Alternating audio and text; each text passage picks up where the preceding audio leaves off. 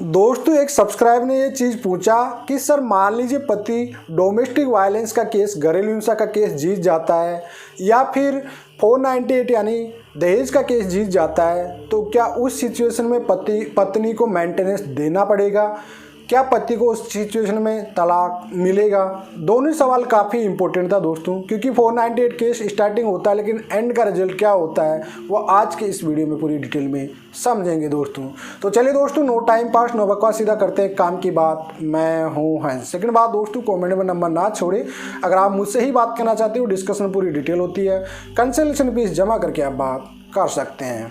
देखिए दोस्तों, सबसे पहला सवाल, अगर कोई भी पत्नी आप पे झूठा केस करती है और ये कोर्ट से साबित हो जाता है, प्रूफ हो जाता है कि ये जो 498 केस था उसमें पति बरी हो चुका है बाय इज्जत, चाहे वो डोमेस्टिक वायलेंस डीवी का केस हो, चाहे वो 498 का केस हो, दोनों ही क्रिमिनल केस है। अगर किसी भी प्रकार से पत्नी कोई क्रिमिनल केस पति पे करती है और उसमें पति बाय इज्जत फ्री हो जाता है, तो उस सिचुएशन में पति को तलाक मिलता है। जी हाँ, मेंटल क्रूरल्टी इसे सुप्रीम कोर्ट की गाइडलाइन ये कहती है। सुप्रीम कोर्ट का लैंडमार्क जजमेंट भी है, लेटेशन 2020 का, जो मेरी प्लेलिस्ट में बना हुआ है जजमेंट में, वहाँ पे आपको मिल जाएगा कि भाई ये आप नहीं कह सकते हो कि पति ने 4 या 5 साल का जो टाइम पीरियड समझा, देखा, पत्नी से झूठा केस फाइट किया, तो क्या वह मेंटल हरासमेंट नहीं हुआ? डेफिनेटली वो मेंटल हरासमेंट हुआ है।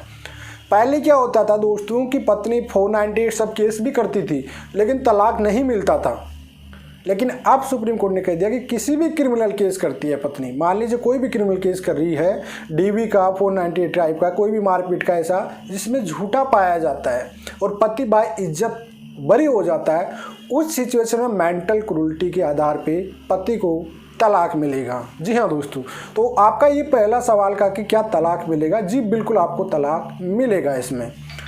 सेकेंड सवाल आ जाता है दोस्तों यहाँ पे, क्या पत्नी को मेंटेनेंस देना पड़ेगा? देखिए दोस्तों, अगर आपको बिना वजह से जानबूझकर पत्नी ये जानती हुई भी, अच्छे से जानती थी कि जो मैं केस कर रही हूँ उसका रिजल्ट पहले से ही पत्नी को पता है कि ये झूठा है, फिर भी पति को हरासमेंट करने के लिए अगर पत्नी कर रही है, तो 125 CRPC की जो सेक्शन होता है उसमें अगर वो मेंटेनेंस लेने के लिए बोलती है बाद में, तो उससे मेंटेनेंस नहीं मिलेगा। जी हाँ दोस्तों, उसमें आपको यूज करना है CRPC 125 सब सेक्शन 4 का वाला देना पड़ेगा दोस्तों।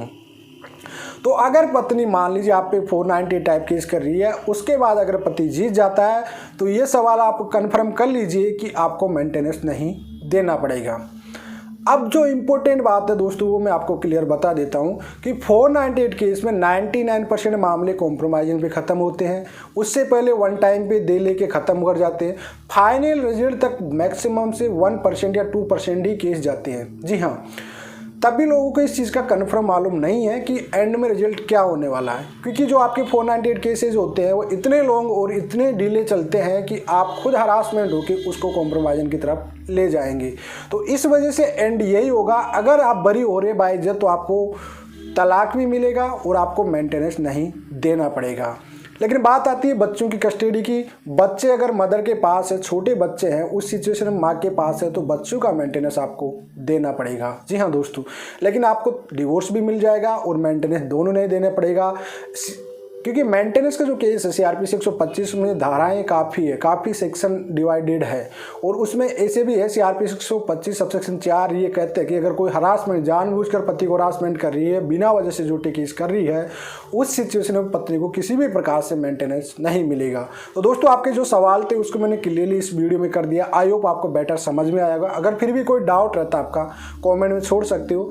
चलिए आज के लिए इतना ही। जय हिंद, वंदे मातरम दोस्तों।